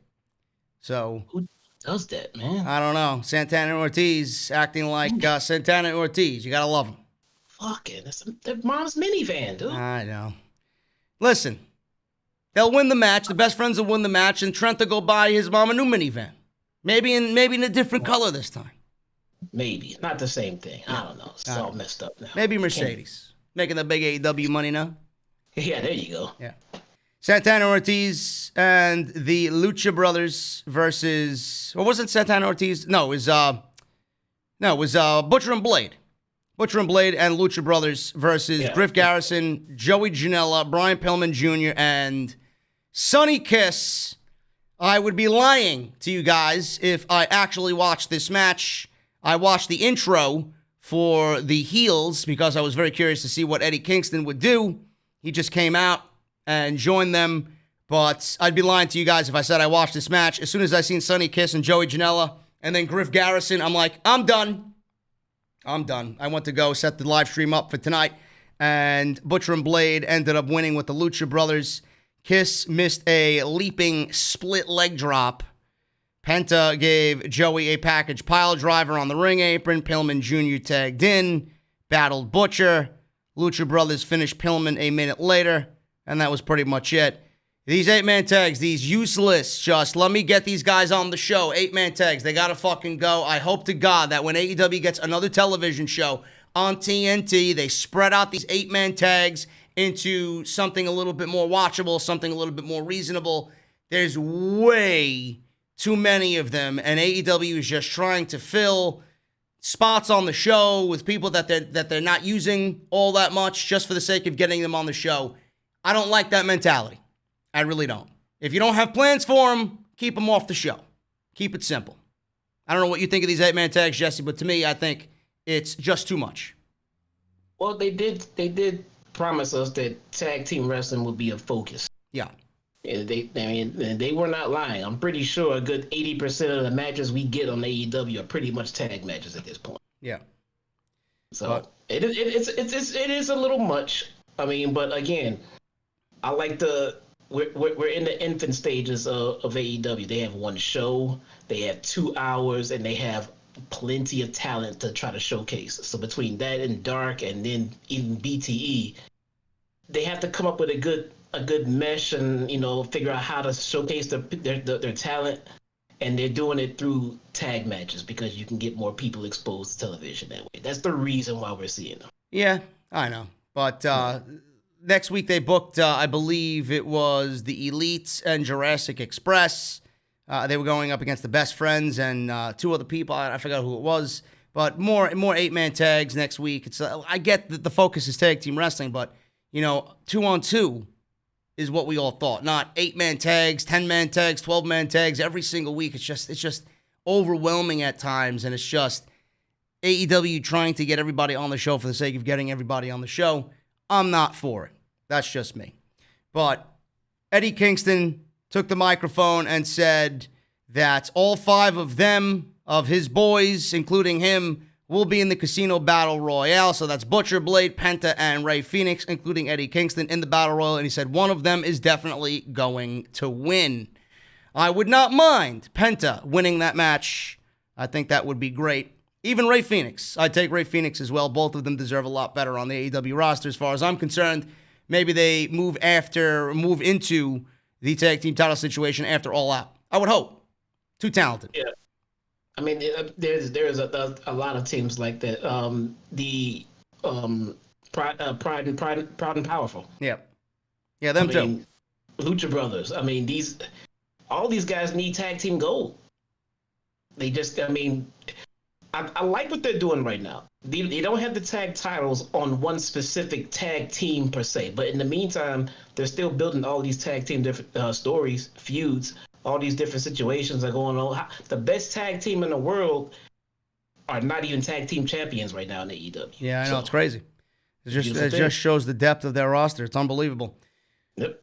Dark Order carried a casket onto the stage. Evil Udo said he's never been so happy, nor has their leader, Mr. Brody Lee. They mocked the casket, and they mocked Cody. They looked around for Cody. They opened the casket. Inside was number 10. Number 10. So he was in the casket. He had a Nightmare Family fake tattoo on his neck. Shivani seemed worried for a few seconds that it was actually Cody. Brody Lee then came out with Anna Jay, and Shivani interviewed Brody. All the heels just love hating on Mr. Shivani. I don't get it. Tony's got to be the fucking nicest, kindest, sweetest guy there, and they got to shit on Mr. fucking Shivani. Fucking awesome, dude. They hate that guy for some reason. I don't know what it is. They all hate Shivani. So Shivani interviewed Brody, who said they buried Cody and no one in the back stands a chance against him. He said Cody will never get it back. Dark Order chanted behind Brody, "You deserve it." Brody told them to shut the hell up. Raw said, "Yes, thank you." Absolutely agreeing with Brody. Brody then introduced Anna Jay as the newest member of the Dark Order. She's been coming out with the Dark Order, but nothing's been made official. We really haven't gotten a confirmation yet. Tonight was that confirmation. Jericho noted she choked out Brandy last week. Brody told... Right, say again? That was a confirmation when she killed Brandy last week. Pretty much, yeah. Brody told Shivani to get the hell out of the ring. He said they are the hottest act in all of pro wrestling, and he is the hottest act in pro wrestling. He was interrupted by Dustin Rhodes. QT Marshall ran out. QT gingerly ran out. Dustin ran to the ring, but they tried to get some revenge on the Dark Order for what they did to Cody. They were overwhelmed by the numbers. Scorpio Sky ran out to help, and they tried to clear the ring of the Dark Order members. He pointed at Brody and asked for a shot. I don't know how likely that's going to happen, but it is what it is. Anna Jay spun him around. Brody hit him from behind. Matt Cardona comes out, attacked Brody and the other Dark Order members as they all left the ring. And the Nightmare family stood in the ring with Scorpio Sky as they chased off the Dark Order. Is it going to be Cardona or is it going to be Sky for the TNT Championship at All Out? Probably Matt Cardona, being that that's the one that makes the most sense here, I'm assuming. Yeah, probably. But it's interesting to see that the Dark Order, Brody even mentioned that last December with that huge botch on Dynamite, everybody made fun of them. This is not the same Dark Order. They are growing in legion. They even asked Taynara Conti to join them as Evil Uno presented her a contract after the next match, which we'll talk about. Is the Dark Order adding member after member after member a little overwhelming to you? Do you like the way that they add members? Is this something that you enjoy with them being this big legion, or it should be consolidated into, 5-6 separate acts and not almost as if they're their own roster on AEW? Well, I like what they're doing with the size of them in this right, because this is what they're doing. They'll put masks on people and really have no identity to them, which means they're just a nobody. They're just a member. Yep. But then when you become a character, you have your own name, you have your own matches, and that mask comes off, you get your own personality. As far as I'm concerned, they can have 14 million different Dark Order members out there, but there's only 3 or 4 or 5. There's only a Evil Uno, Stu, there's only the ones that we know of. Everybody else is just a number.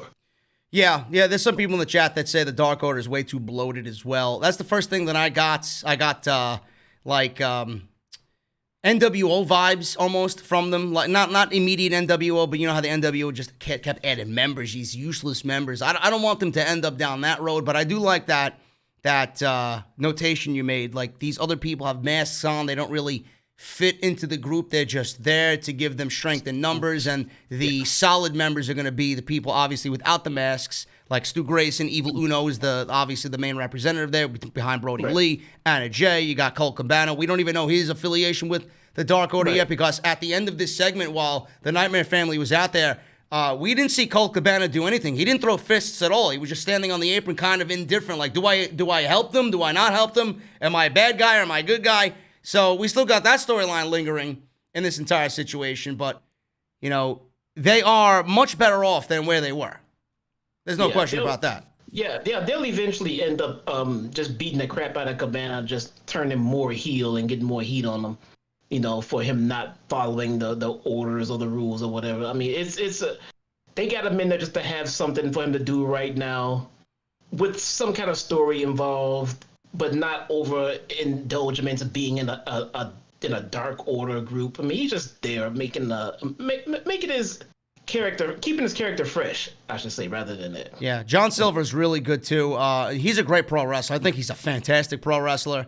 God rest his soul, Matt Travis. One of the last Matt Travis matches that I called was against John Silver. Those two tore it down for 15 minutes. They legitimately beat the shit out of each other. So honored to call that match between them two. It was definitely in the creative plans for them to go at it again. That's how good it was. Silver's a great pro wrestler, and he is hilarious on being the Elite. I love what he does in his interactions with Brody. I think it's great. It is awesome. Moving on, man, we got Dasha tracking down Paige backstage at the bar at Daly's place. She asks why he did what he did to the Bucks. He didn't even answer because the Bucks barged in, confronted him. Matt said he's insecure. Nick said tonight he decided to be a jobber. Matt said he's nothing but a drunk. Matt also said he didn't want to be his friend or in the Elite for a long time, but they were too stupid or naive to admit it. He said he's no longer in the Elite, and Matt screamed, "We are done." They stormed off and slapped the door, and there was a mirror on the back of the door, and the mirror shattered. And I love the camera angle of Paige looking into the mirror, the glass on the mirror broken, and he's looking at his reflection in the broken mirror. I thought that was a great just signification of what is going on here. So I love that nice little nuance there by AEW. Really good stuff there. And it was just a powerful segment where the Bucks came in. They didn't let Paige get any word in at all. And at the end of this, again, I don't know where they're going with it. It was more like Paige knew he fucked up and he was remorseful after the Bucks kicked him out. But at the same time, I feel like deep down he doesn't even give a shit. You're like I think Matt threw the entire glass of Jack Daniels on Paige. Paige looks like he gives a shit, but at the same time, just pour me another fucking drink. I don't give a fuck. You know? Yeah, pretty much, man. It's what I like about it. We don't know. We can't figure out. I mean, it's the story is revolving around him and Kenny. Who's gonna be the catalyst for the split? Which way are they gonna split? How are the titles gonna come off of them? It's interesting and it's not predictable. And this is all I've ever really asked for from pro wrestling. Yep. Good storylines that keep you. You know what it's reminding us of, Jesse. It's reminding us of our NXT. Remember when we used to have NXT? Yeah, remember that? Remember when NXT used to be good? Oh, my God. Seems like forever ago. Hey, speaking of being good, hey, guess who's number one in the internet wrestling world right now, man? Oh, we are. Oh, that's right. Hoot Media, we number one all night. I need some confirmation on that, Hoot Media, in the chat. You were close, man. Like Salamonster was running you down. Was he? He was close. You guys were neck and neck for a while, but you kind of ran away from him now, man. You guys. He's probably taking phone calls. That's why. Yeah, we're gone. Yeah. Yeah, the monster's taking phone calls. Nobody likes the phone calls because nobody wants to talk to some geeks. Nobody wants to listen to some geeks. Fucking ask him some questions. Then he ends up hanging up on him. Anyway, Big Swole, Britt Baker, and Penelope Ford with Rebby or Rebel, or whatever the fuck her name is. This was a sloppy fucking mess. My God, man. Listen, I'm not going to zing you on the Britt Baker shit. She was there in a knee brace, and she was there in a face mask. This was fucking horrendous. I don't know what the fuck's going on here. This shit does not belong on television, and I don't know what the fuck Kip Sabian was wearing. He looked like, I don't know out there. But this was just bad. This is bad television. No word. I told you so. No word. I told you so. Listen, Britt Baker wasn't even in the ring. And this yet, was Big Swole in the ring, okay? Perfect. Good point. You're right. But who was the focus of that entire match? Penelope Ford. No. Kip Sabian. Almost. Keep going. It was Reba. Definitely. You haven't even mentioned the winner of the match yet. The winner of the match is us because Britt Baker was there and we all love Britt Baker. She is such a detriment. Nobody is talking about her in the future of the women's division. That's the way she likes it.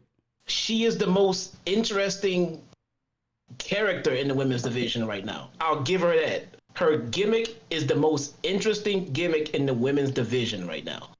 But she is by far someone you want to surround your division around as far as wrestling goes. Listen, Big Swole, they obviously see something in Big Swole. She has the potential to be something decent in the women's division, but this was fucking sloppy. A sloppy mess, sloppy throughout the entire match. I don't even know why it was on TV.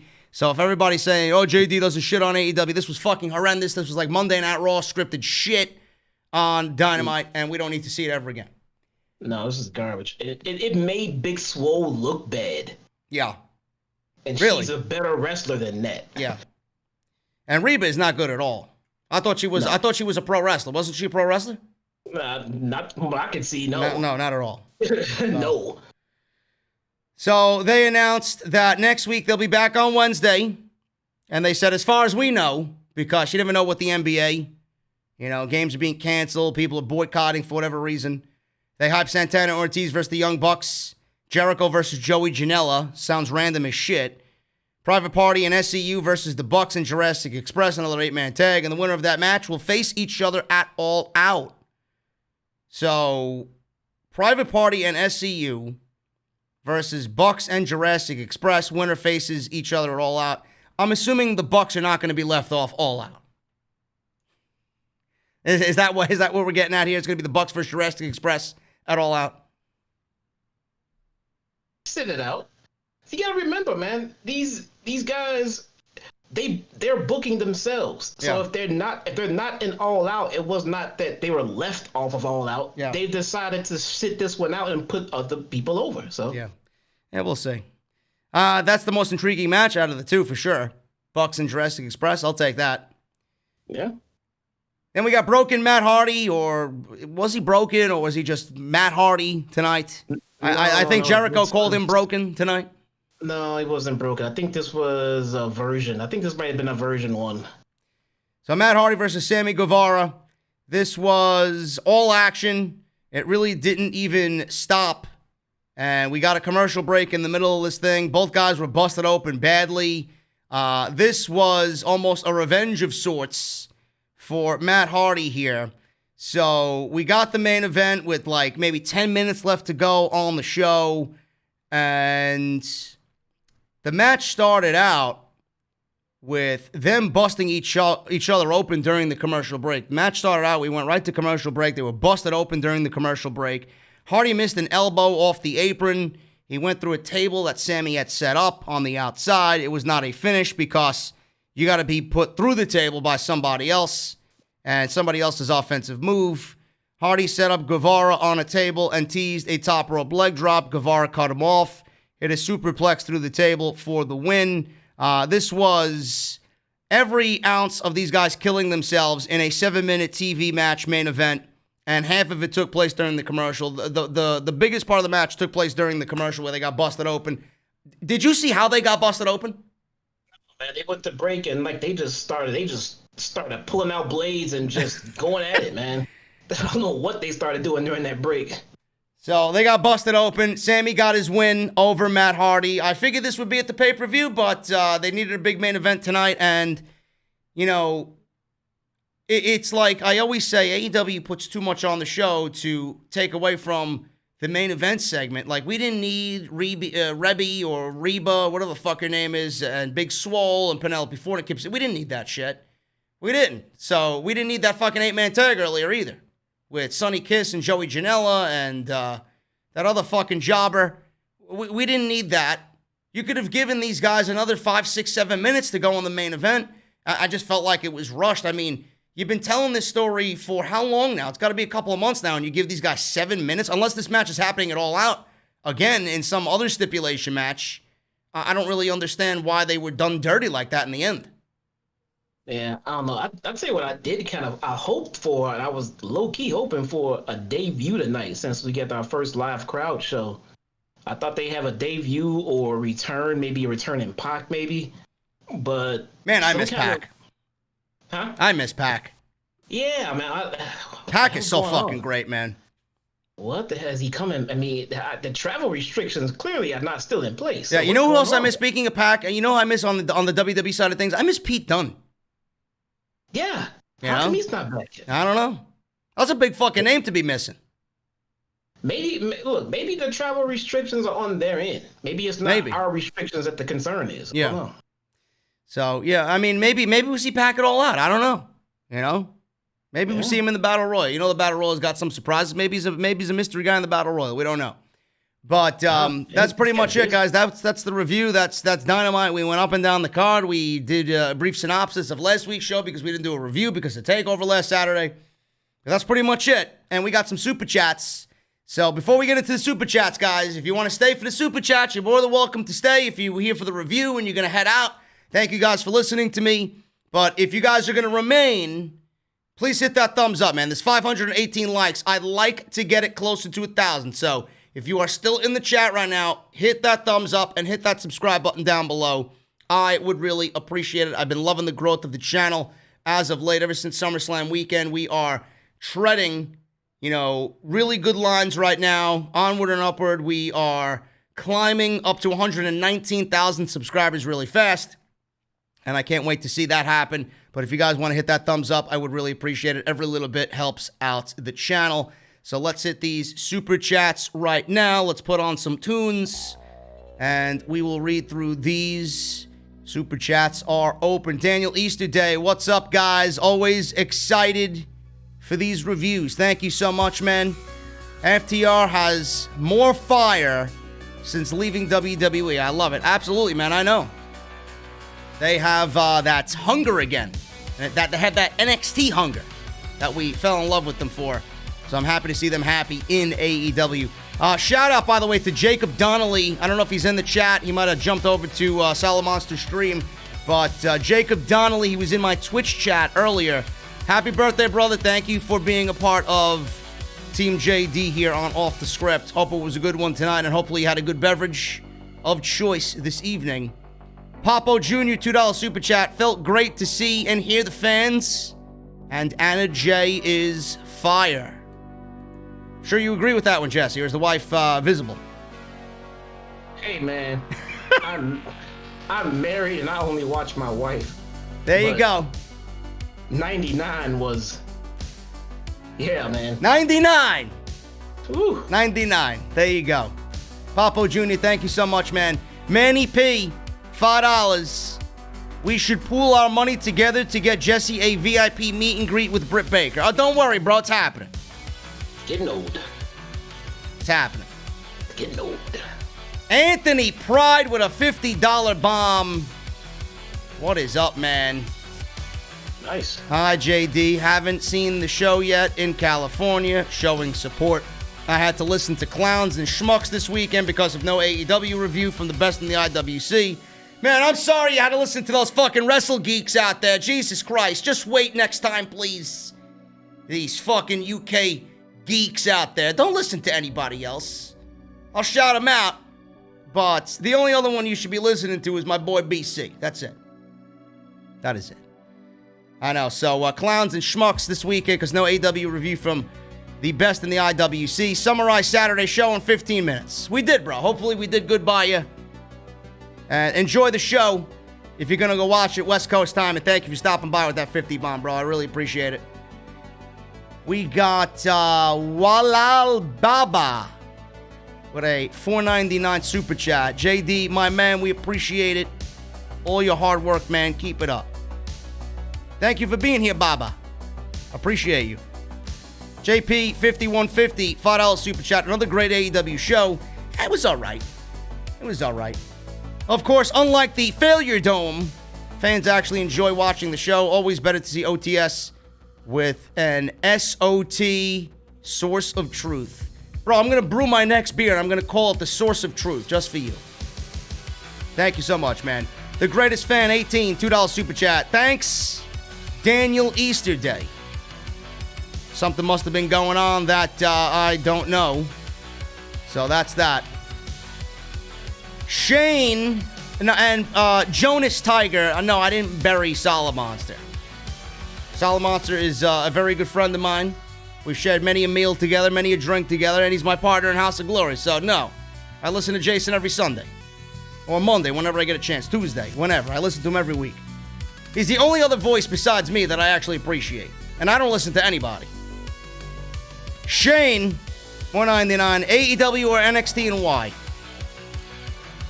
That's a tough one, man. Both had their ups and downs.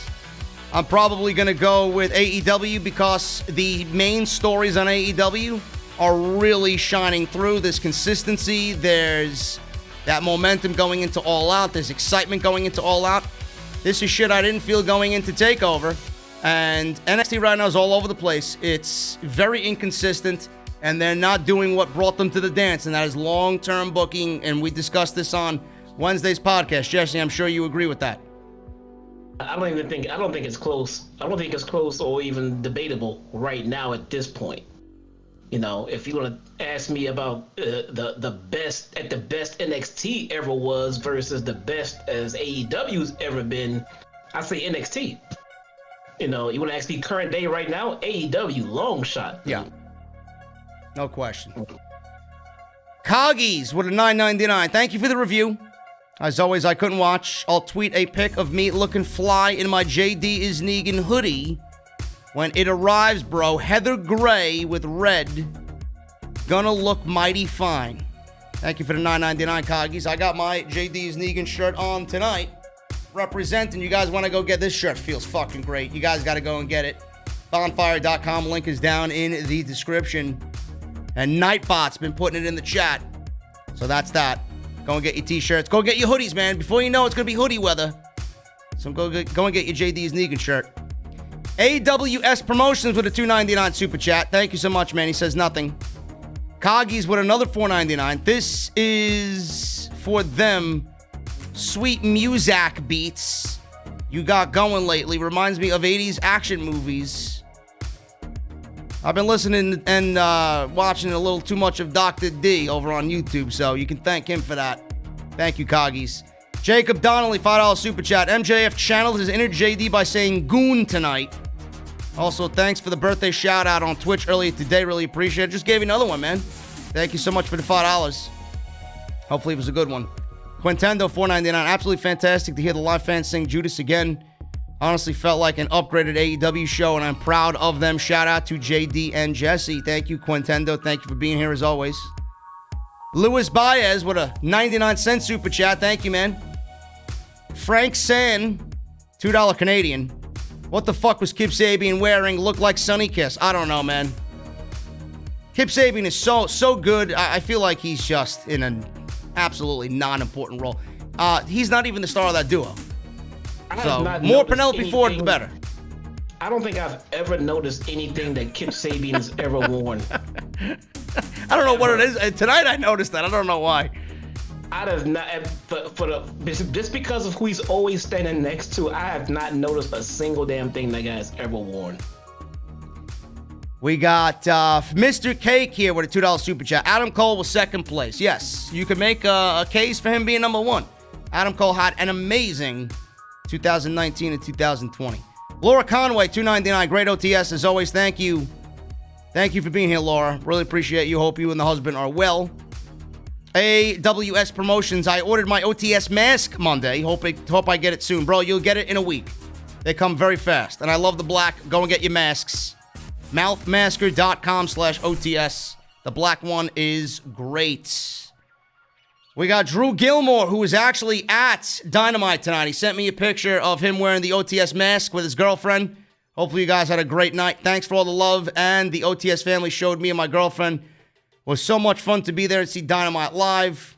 And then he donates another $24.99. Moxley is still IWGP US champ. I did not know that. I thought he had lost. I thought Juice Robinson was the IWGP United States champion. That's just me. He had to vacate it due to a hurricane. I don't know. That's what he said. He had to vacate it. Yeah. I thought he dropped it. Me too. I thought Juice Robinson was the IWGP United States champion. Maybe I'm mistaken. I don't know. He had to vacate it due to a hurricane, rendering him unable to travel, and won it back from Archer. Kenta won a tournament to face Moxley, and I suspect he'll also drop that title to focus on AEW. I'm sure. Dr. Glorious. Orange Cassidy reminds me of Daniel Bryan. I could see that. Orange Cassidy reminds me of Daniel Bryan? Facially. Oh, face. I don't know, maybe. A little bit. I don't know. I could see that, though. I could see the comparison. Let's see. Thank you, Dr. Glorious and Drew. You guys are beast. Jay Riddick, $2 super chat. You guys are goats in the making. Evil is the IC champion. The U.S. champion. IC championship. Yeah, the IWGP United States champion. Yes, IWGP. Evil is the IC. Evil is the IC champion. Yes, I thought Evil was IC and world champion. Evil is the IC champ. Who's the world champion? I thought he beat. What's his name? Did he beat Naito? Right. Oh crap! Right now. Oh man, Moxley is the U.S. champion. Yeah, I didn't know that. I thought it was Juice. For some reason, I thought it was Juice Robinson. I don't know why. Yeah, Moxley's still a U.S. champion. Fuck do I know? I don't watch New Japan. Me either. Well, yeah, it's current. Yeah. Oh wow. And then Evil is the IWGP World and Intercontinental Champion. I think he beat Naito at the last event. No? Oh wow, I didn't know that. Who knows? I didn't know they had a dual champion over there right now. Yeah. Zay Lethal, $4.99. Dark Order members dragged Dustin and QT out on the stage during the attack. Yes. For last week's attack. Yes, they did drag them. I knew I seen them there. Hey, we got a new job posting for you, man. SmackDown lead writer. Oh, yeah. That's exactly what I want in my fucking life, working under Bruce Pritchard. There you go. Drizzy Drew with a $4.99 super chat. Thunder Rosa, Camille, Shida, Diamante, Ivelisse, Naya, Tay Conte on the forefront of that division. Then bring back Gibbs and Shauna and sign a couple more. Sounds good to me, man. Sounds like it's easy peasy for them to do, but they need restrictions to be lifted, and they need everything to kind of work in their favor and get the stars aligned there. But they got a solid women's division if that is the way to go, for sure. Did we cover Tenora joining the Dark Order? Yeah, I mentioned that. Yep. Okay. Yeah. It'd be good. The greatest fan 18, $5 super chat pounds from the UK. Cody and his friends versus the Dark Order could be blood and guts. That is if AEW wants to hold blood and guts in an arena. I don't think that's going to be done in Daly's place. They owe us a blood and guts, damn it. Yeah, they do. Mr. Cake, $5 super chat. Why didn't AEW do these vignettes for the women from the start? It's not that hard. I don't know. Vignettes are very key to getting across what you want to do as far as the story goes, or building a new talent, or debuting somebody. The lost art of vignettes, man, seem to have gone away. WWE should take a lesson. Instead of calling somebody up from NXT and putting them in a fucking burial situation on Monday night, maybe we should get some vignettes first. Just saying. Eli Drake on AEW, please, says Mr. Cake. No, thank you. All vignettes should be produced by Darby Allin, by the way. Yeah. They had a nice one. He jumped off a fucking bridge tonight. Yeah, he's gone. He's dead. Yeah. Eli Drake in AEW. Mr. Cake says, no, thank you. I'm not a big fan of Eli Drake, especially not with the shtick that he did in NWA. He was a mixture of The Rock and Stone Cold. Please. I get it. You're a fanboy. Be your own man. Young Bibby, $1.99. Should AEW bring in Melina? Absolutely not. Melina. Yeah, the Melina that used to date Dave Bautista, Melina that was with Morrison and Nitro. Yeah. Or Mercury, rather. Nitro, no, Johnny Nitro, yeah. And Joey Mercury. Why would you want her? No, thank you. No. Now keep her away. She wasn't even a good wrestler. No, she wasn't. Wasn't Alicia Fox's favorite women's match something with Melina? Something like that, yeah. Yeah, so there you go. That's all you need to know. Bad, no. Larry Noble, $9.99. Jordan Grace was seen in the audience tonight. We debunked that, Larry Noble, but thank you for the $9.99. DX for Life with a $5 Australian. Jack Evans and Angelico are back from UK. You reckon Pac might come back to do Death Triangle versus Butcher Blade in Kingston? What's Kingston up to? I don't know, man. Hopefully Pac is back. If that's the case, Pac should be back. Get him in the ring. Mr. Cake with another $5 super chat. Thank you so much, man, for the money tonight. Fucking killing it. He says, I popped for Tay joining Dark Order. Also, I think Brody should start kicking people from the Dark Order. Oh, they're gonna have some fun with that. The Vince McMahon innuendos are real here, man. Yeah. So now that they got him as champion, they're gonna lay it on thick. Oh yeah. And that's gonna be worth the price of admission, no question. Alone, yeah. Jericho, 8131 $5 super chat. Who's the better cult leader, Brody Lee or Rollins? They're both great, but I feel Brody has the look and attitude down to a T. Listen, Brody Lee does a great job. But there's no way I can physically sit here and shit on the work that Rollins has done. This is the best character development of Seth Rollins' career. He might not be booked creatively the way that we think he should be booked, but and plus nothing about, well, most of what he's been through doesn't even make sense, but that takes nothing away from the job that he has done as far as projecting promos and getting his mannerisms down and his attitude and his vibe. He's been fucking phenomenal as the Messiah. And I know you agree, Jesse. Yeah, no, he's definitely best. I mean, especially if you consider it this way. The guy's doing the best work of his career, I mean, working with a lot less. I mean, he has to go through WWE creative and everything else, man. So going through all of that and he's still producing at this rate, Seth is on top of his heel game right now, man. Yeah, no question. We got Mr. Cake, another $2. Darby Allin yeeted himself tonight. Yes, he did.